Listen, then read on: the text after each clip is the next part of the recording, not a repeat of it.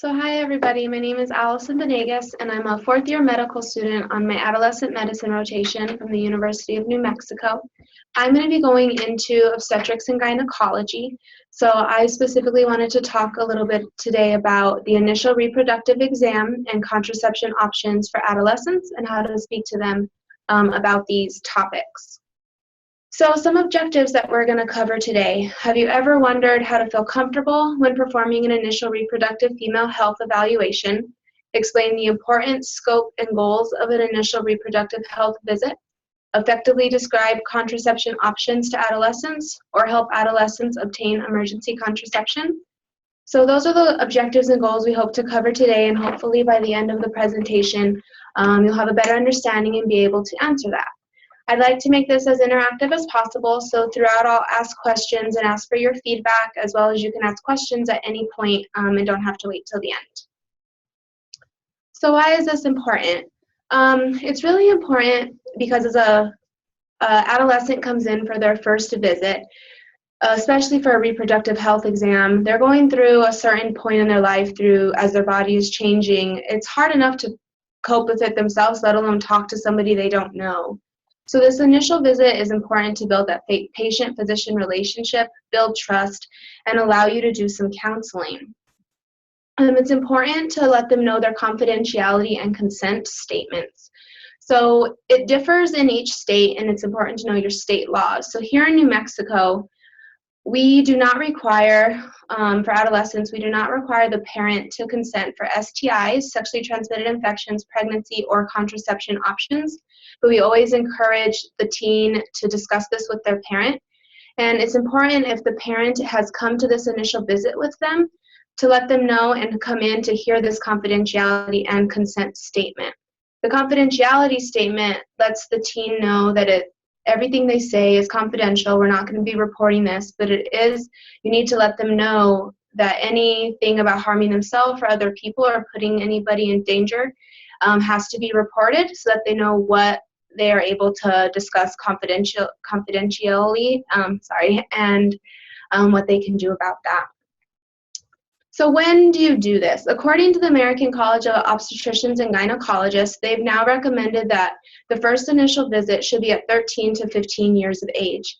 You should not exclude adolescents with disabilities and delays, and specifically they may be more important based on some new statistics that have come up, as they may be more susceptible to sexual abuse and other forms of harm.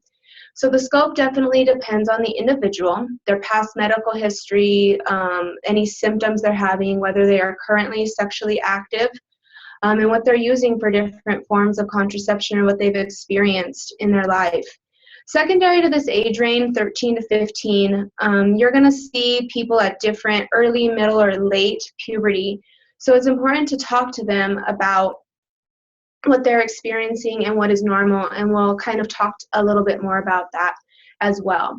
As far as anticipatory guidance, there are a number of things that you should have on your radar to be able to talk to them about.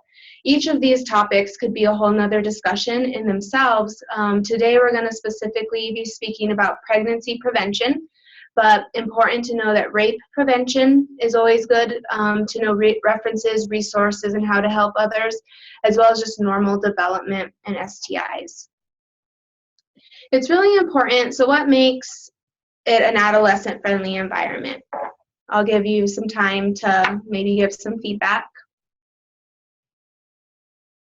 Okay, so it's important for adolescents to think about their schedules. They have to go to school, just like majority of adults have to go to work, but it's harder for adolescents to miss school and get behind in classes that they may already be struggling in. So before or after school appointments are important, as well as during school at the school-based health clinics, which we're very fortunate to have. By doing something like this, especially the school-based health clinic, you're eliminating the amount of adults in waiting rooms, which is good as well, because they can also feel intimidated. While we still encourage parents to come to exams, it can be quite intimidating if you're sitting there and you're just surrounded by adults at your first visit and you're not sure what exactly is going to happen. While it's good to use diagrams and charts for explanations for everybody, it's really helpful for adolescents, as they've shown, to kind of be able to understand what's happening both with their anatomy, different changes, and everything that you're talking to them about. The ACOG, which I referred to earlier, the American College of Obstetricians and Gynecologists, has an adolescent-friendly environment preparing for your office for adolescent healthcare toolkit, which is also really helpful for those reading materials and aids. So what are the goals? It's very easy to turn a visit into a problem-based exam, and what the first visit should really be is preventative health care. Depending the scope of the practice and whether they've seen other physicians for any of the symptoms they're having, it could very easily turn into dealing with discharge, dealing with pain that they're having, but it should really be to provide preventative care. This allows the parents, hopefully if they're coming in involved in their teen's care, and the patient to tour the office, meet the staff, become very comfortable, and alleviate all the stigma and fear that comes with the initial reproductive exam. It can be that scary time for adolescents to have those uncomfortable discussions, so it's just good to build that relationship. A model visit can be divided into 3 parts. The first part would be with the parent and adolescent both in the room, where you're discussing that confidentiality and consent statement. The next portion should be a confidential visit between the provider and the patient, and then bringing the parent back into the room to do a final conclusion of what the next steps are. So I didn't know the answer to this question until I was kind of reading, and I wouldn't have necessarily known what to do right on the moment. But what if the parent asks to speak with the provider privately? What do you do and how do you react?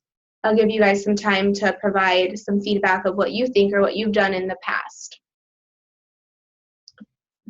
So yes, so it's important to first make sure that it's okay with the adolescent. Ask for their permission. While the parent is there, they have the decision, it's their appointment, that they do not want the parent to necessarily speak with the provider alone. So it's important to get their permission and to speak with the parent first before you speak with the adolescent privately. This helps reassure them that anything they're telling you is not going to be repeated back to their parent when you're alone with them, as the parent may try to gather more information. It helps just maintain that trust. So just like any visit, you want to do the medical history, family medical histories. Important things that you want to look for in the family medical history are venous thromboembolism, CV disease, and gynecological conditions, as some of these things will affect the contraception options that we see later on. The gynecological conditions you want to ask about are endometriosis, fibromas, delayed puberty, breast, colon, ovarian, uterine cancer, and PCOS, polycystic ovarian syndrome. Always important to ask about immunization, but specifically for the initial reproductive exam, their HPV status. When you have the parent out of the room, this is the part of the invasive questions that are important to ask. It's important that you become comfortable and have a toolbox of questions that you ask pretty much every patient so that it feels normalized. The contraceptive history questions can include, when would you like to have your first child? And this opens up, they may have never thought about this before, but this opens up a thought process like, okay, well, what are you going to do to prevent that? And then you can start to talk about any contraception they've used in the past and what they know about it. STI risk assessment also should include any testing they've ever had, any intercourse and number of partners, as well as if they've had intercourse with somebody who's an IV drug user. One of the questions that I particularly was uncomfortable with until I got a toolbox in my head of questions to ask is the sexual coercion history.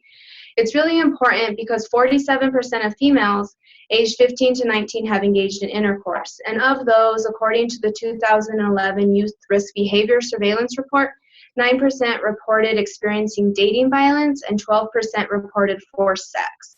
So it's important to alleviate this uncomfortability that you're having with yourself and ask the teens these questions because it is important for their safety. These can include, have you ever had sex without protection because your partner did not want to use it? Have you ever felt uncomfortable, hurt, or was frightened after a sexual intercourse? And multitudes of other questions that I have more of if anybody is interested in.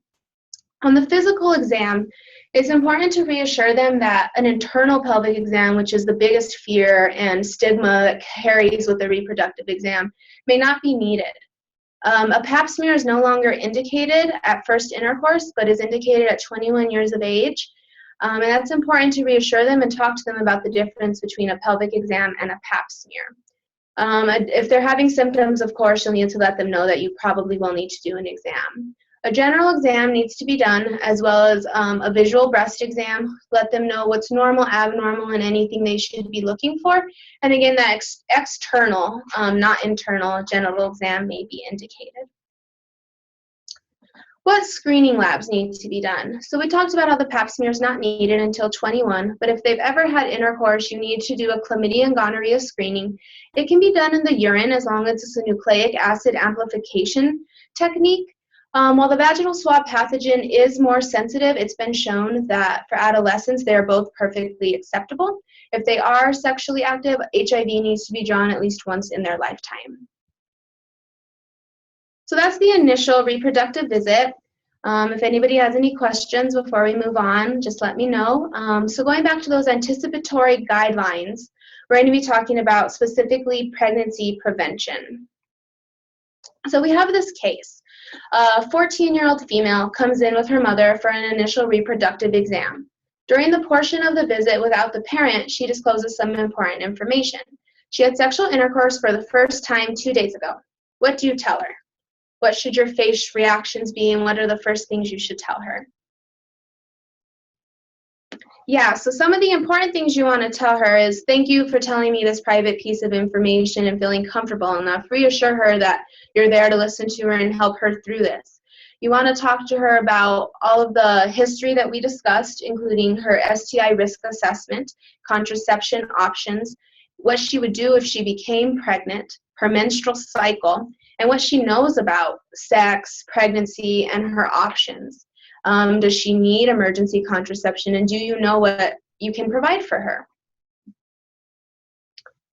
Okay, so pregnancy trends. So as you can see here, nearing 2010, this is off the guttmacher.org, which is a great website, you're starting to see for 15 and 19-year-olds a drop in the pregnancy rate, birth rate, and abortion rate. But at the same time, which I unfortunately don't have a graph of, 15 to 19-year-olds are having more sexual intercourse than years previously. So why is there this drop in pregnancy rate? It's most likely, per ACOG and other sources, saying that it's due to more effective contraception methods. So that's what we're really going to talk about, is which methods are most effective, not only for all adults, but specifically for adolescents, and why. So an unintended pregnancy. An unintended pregnancy is any pregnancy that's mistimed or unwanted. A mistimed pregnancy means that the female, when asked, does want to have a child in her life, but this just was not the right timing. Unwanted means she never expected to have children at any point in her life. This figure is specifically for women of childbearing age, chosen 15 to 44. While that is not our specific range, it has been shown that for women 18 to 24 are in a disparity and more likely to become pregnant. And 82% of adolescent pregnancies are unplanned, accounting for 1/5 of all of these unintended pregnancies in the U.S. This is why it's really important to counsel them about not only all their options, but the most effective contraception options. As you can see, New Mexico is the darkest blue possible, as we're in the higher end of this figure. So contraception. These are great figures that a lot of the clinics, especially the school-based health clinics, have in their toolbox. And bedsider.org is another website that is great if teens are still unsure about what they'd like to look into or different forms of contraception. And these are where these come from. So how I like to break it down, and we'll kind of mostly discuss the top tier because that's the most effective tier, and a little bit of the middle. But if you have any other questions about the other ones, let me know. So I use this to kind of tailor my contraception talk and counseling to them. I say that there's 3 tiers, one that works really, really well, one that's okay, and one if you're not open to the other things but you have to use something, at least use this bottom tier. So in the top tier, less than 1 in 100 women will become pregnant, and that's because they're the most effective. And then you can break it up into those that have hormones and non-hormonal things. So the Nexplanon, Skyla, and Mirena are all progesterone-based hormone releasing. different types of hormones, but still progesterone-based, which go back to the feedback mechanism in the brain, in the pituitary, which doesn't allow any release of the gonadotropins to then allow the eggs to be released for ovulation. Progesterone also thickens the cervical mucus, which makes it harder for sperm to reach the egg for fertilization. What's important, and a lot of people will ask, is what are the side effects of some of these? So the main side effect that people experience on the Nexplanon is irregular bleeding. And you can counsel them that most females will be split into 3 groups. 1/3 of people will have their same periods, really no change. Another third will eventually have no bleeding at all. And the last third will have breakthrough bleeding almost continuously throughout their cycle, or throughout the time that they're using Nexplanon, Whatever bleeding they're experiencing at about 4 to 6 months after placement is the bleeding that they're going to have. Other than that, as long as it's placed correctly, all the myths that it's going to move somewhere into your arm or you're not going to be able to find it are very, very rare. And while they've been shown to happen, as long as it's placed correctly at a good clinic and people who are trained, it should not happen. So you can help dispel that myth and fear to them. As far as the IUDs, the same type of thing. A lot of people have heard about perforation of a friend's uterus or it moving somewhere. As long as it's placed correctly, it usually will not harm anything. They will release hormones and they can stay for 3 years or 5 years. The Skyla, how I like to think about it, is the little sister of the Mirena. It just has a smaller amount of hormone released, hence why it's only good for 3 years. Again, most of these females will have no bleeding after the first couple months of using it. The IUD Paragard is good they have 12 years. It could market to that, but right now it's FDA approved for 10 years. What it does is it's copper, so if they have a copper allergy, they should not use it, of course. But how I like to think about it is it creates a hostile environment that would not allow fertilization or implantation of a pregnancy. They're all as effective, if not more effective, than sterilization for men or for women. As far as the next tier, 6 to 9 in 100 women can become pregnant on this, and it's because of the use. It's very hard to adhere to these for any person, let alone an adolescent who may particularly be hiding their contraception methods from their parents or their guardians. So the pill comes in either a combined form with a form of estrogen and progesterone, or progesterone only. The most important thing to counsel them about this, if they are on the progesterone only pill, they must take it every single day. They cannot skip the last week like friends may be doing if they have the combined, because they will and can become pregnant with this, and their bleeding will become irregular like it was with the progesterone only implants and IUDs.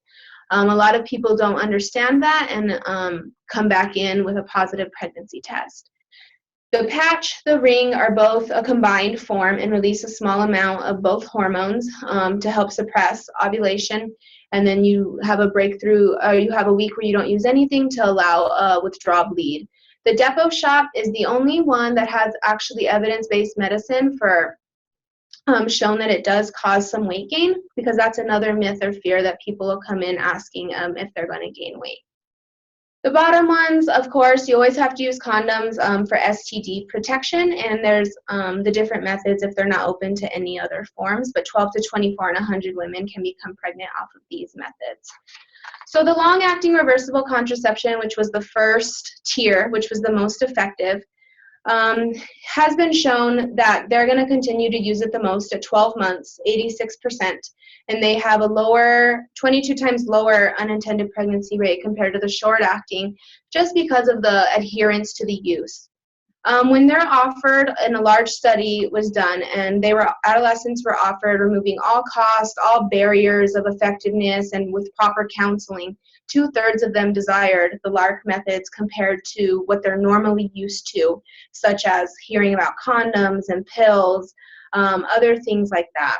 So 42 to 47% of adolescents are sexually active, and almost all of them have used a form of contraception, just not necessarily the most effective. So it's important at their first visit, when you see them, to counsel them appropriately about all their different options, because when they are, that study showed that they are more likely to choose a long-acting reversible contraception. So going back to that first case that we discussed, the emergency contraception, she may want a form of it. Do you know what her three main options are? So the ones that you can discuss is the Paragard IUD. It is the only long-acting reversible contraception that can be used as well as an emergency contraception. And sorry, it looks a little blurry, but again, you can find it on bedsider.org. It's almost 100% effective, and especially when used within 5 days. It needs to be placed by a doctor at the time, and then that can be their form of contraception for the next 10 to 12 years. Ella is a prescription is required for all ages because it's a progesterone receptor modulator. It can be used with up to 5 days as well. It's provided by the doctor, and there is a age or a weight range, that it becomes less effective. I believe it is 195 pounds. A little hard for me to see, and they may need a different form if they are over that weight. The Plan B is something that has no restrictions. It can be bought over the counter, and it doesn't have an age restriction either, and it's most effective when used within 3 days, and it's a heavy dose of progesterone.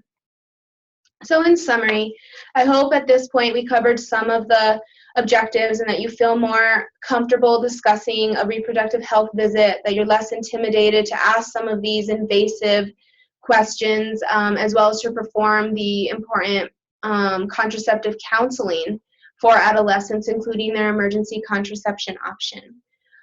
So a lot of times they come in and we only get our first impression at a visit to really make them comfortable discussing all of their reproductive care for the rest of their life. So it's important to counsel them and to counsel them right the first time you see them. So I hope that you're able to apply this new information to your practice and that it was helpful. Any questions, or what questions do you have? And those are my references. Thank you.